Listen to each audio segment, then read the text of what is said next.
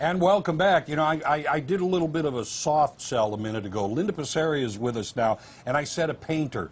Painter, sculptor, she does it all. Potter, all of that sort of stuff. Yeah, Moon Thanks for coming City on the show. Art. Sure. Mm-hmm. What is it? What is your pet name for Tom? Tom, can I buy a vowel turton? Needs a vowel. I'm sure I'm not Thank the you, only one. Vanna. Appreciate it. All right, talk about Moon City Art and what all you do. My goodness, how long do we have here? But you do everything.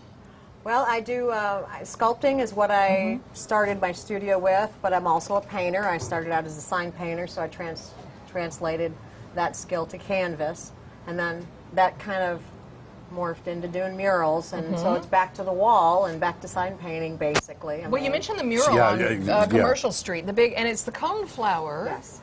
Yeah. It's at the Footbridge Trading Company wall. It's in the alley there that leads right to the market. And that's the new alley there that leads back to the parking, and they have the mosaics in the alley, and it's just so, they've done so much on C Street. Footbridge Alley, actually. Yeah. What is that? I mean, you're talking about pottery, and yet you're talking about murals. What is the translation there, or transition, or whatever it is that you have to make from the small to the grand? Well, it's kind of the reason I paint and sculpt, because I'll sculpt something and then decide to paint it, so you can explore the same thing in 3-dimension, and then you can make it in 2-dimension. So things you can do with it on a flat surface, you can't do maybe sculpting it.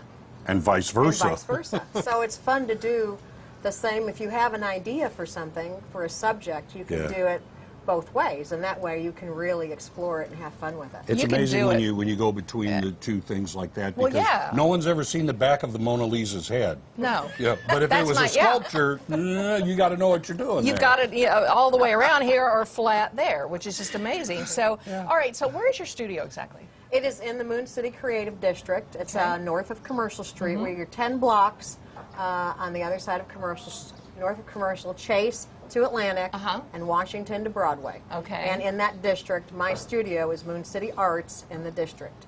So we are zoned to be live-work.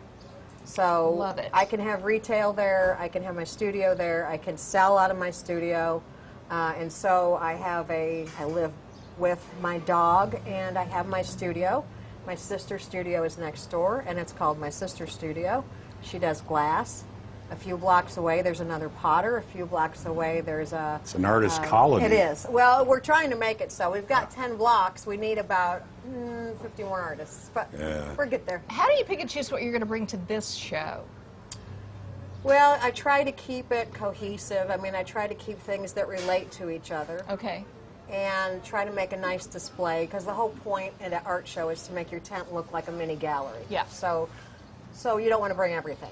Okay. That's sure. why I have my Just give people studio a at taste. home. Just come on over to the house if you want to see everything. Which you can do that if you're here. You can do that, but and you should. People want to know more about your art and you know what you have, and maybe the artist. How do they get this information?